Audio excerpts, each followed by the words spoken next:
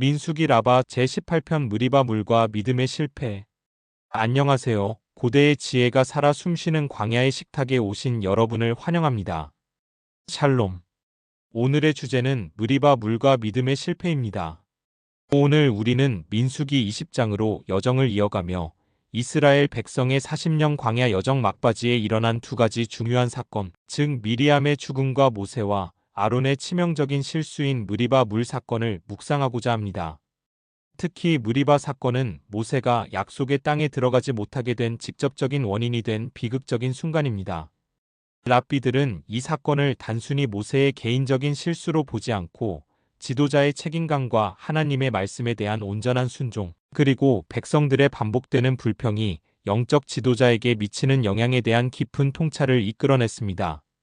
먼저 오늘 지혜의 바탕이 될 하나님의 말씀을 듣겠습니다. 성경 민수기 20장 10절과 12절 말씀입니다. 모세와 아론이 회중을 바위 앞에 모으고 모세가 그들에게 말하였다. 반역자들아, 이제 우리가 이 바위에서 너희에게 물을 내주랴 하고 모세가 손을 들어 자기의 지팡이로 바위를 2번 쳤다. 그러자 물이 넉넉하게 솟아나왔으므로 회중과 그들의 짐승들이 마셨다. 주님께서 모세와 아론에게 말씀하셨다. 너희가 나를 믿지 않고 이스라엘 자손의 목전에서 나의 거룩함을 나타내지 않았으므로 너희는 이 회중을 내가 주기로 약속한 땅으로 인도하여 드리지 못할 것이다. 아멘. 하나님의 말씀입니다. 이스라엘 자손이 신 광야, 곧 가데스에 이르렀을 때 모세와 아론의 누이인 선지자 미리암이 그곳에서 죽었습니다. 그녀는 홍해를 건넌 후 하나님을 찬양하라며 소고를 치며 춤을 추었던 위대한 여선지자였습니다. 미리암의 죽음은 40년 광야 여정의 한 시대가 저물고 있음을 알리는 상징적인 사건이었습니다. 랍비들은 미리암이 죽자마자 물이 없어졌다는 사실에 주목합니다. 탈무드 티어어 NIT 구원은 이렇게 가르칩니다. 이스라엘 백성이 40년 동안 광야에서 마실 물이 마르지 않았던 것은 미리암의 공로 덕분이었다. 그녀의 죽음과 함께 그 우물도 사라졌다. 이는 미리암의 영적 중요성과 그녀의 중보적 역할을 강조하는 해석입니다. 미리암의 죽음과 함께 미리암의 우물이 사라지자 백성들은 다시 물이 없어 심한 갈증에 시달렸습니다. 그들은 모세와 아론에게 모여들어 우리가 주님 앞에서 죽었더라면 좋았을 것을, 어찌하여 우리를 이 광야로 끌고 와서 우리와 우리의 짐승들을 여기에서 죽게 하느냐? 며 격렬하게 불평했습니다. 이는 애굽에서 나온 이래 반복되어 온 이스라엘 백성의 완악한 모습이었습니다. 미드라시는 백성의 이 불평이 단순한 목마름을 넘어 하나님의 인도하심에 대한 근본적인 불신임을 보여준다고 지적합니다. 백성의 불평에 모세와 아론은 회막문에 엎드렸고 하나님의 영광이 그들에게 나타났습니다.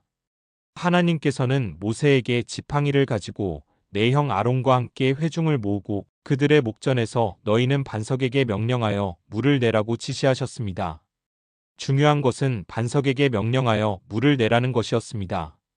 이는 이미 호렙산에서 지팡이로 반석을 쳐서 물을 냈던 과거와는 다른 새로운 방식이었습니다. 랍비들은 이 지시 속에 하나님의 인내와 자비, 그리고 말씀의 능력을 백성에게 보여주고자 하는 하나님의 의도가 담겨 있었다고 해석합니다. 그러나 모세는 백성들의 끊임없는 불평에 지쳐 화가 나 있었습니다.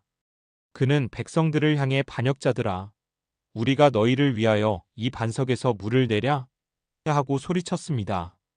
그리고 하나님의 명령인 반석에게 명령하여 물을 내라는 말씀 대신 과거의 경험대로 지팡이로 반석을 2번 쳤습니다.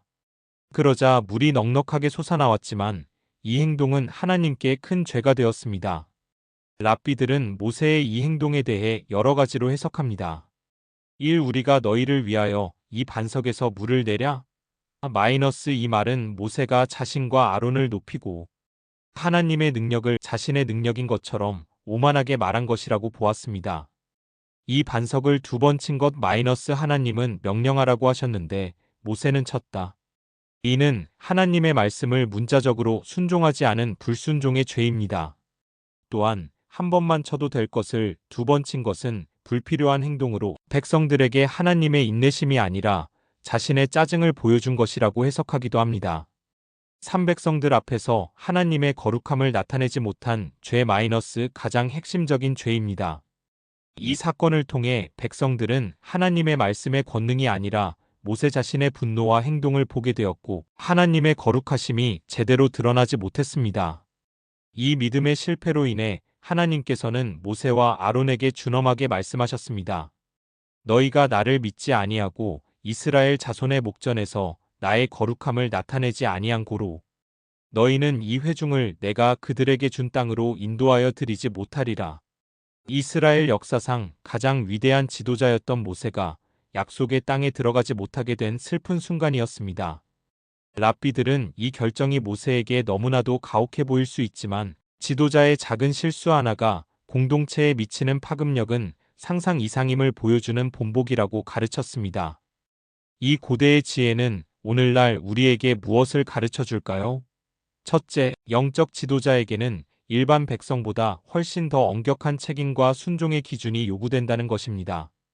그들의 말 한마디, 행동 하나가 공동체 전체에 큰 영향을 미치기 때문입니다. 둘째, 우리의 감정이 아무리 격해질지라도 하나님의 말씀에 대한 온전한 순종의 자세를 잃어서는 안 됩니다. 우리의 경험과 지식보다 하나님의 말씀이 우선되어야 합니다.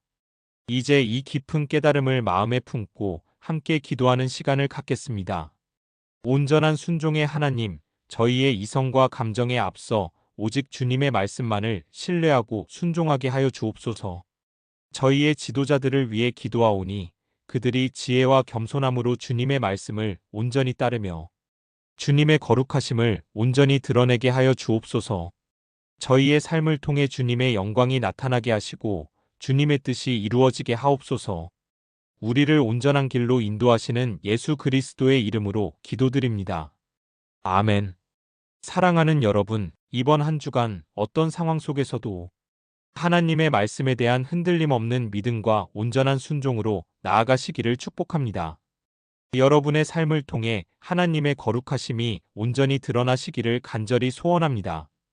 다음 시간에는 에돔의 통행 거부와 아론의 죽음을 다루는 민수기 라바 19편으로 여정을 이어가겠습니다. 광야의 식탁 오늘 순서는 여기서 모두 마치겠습니다.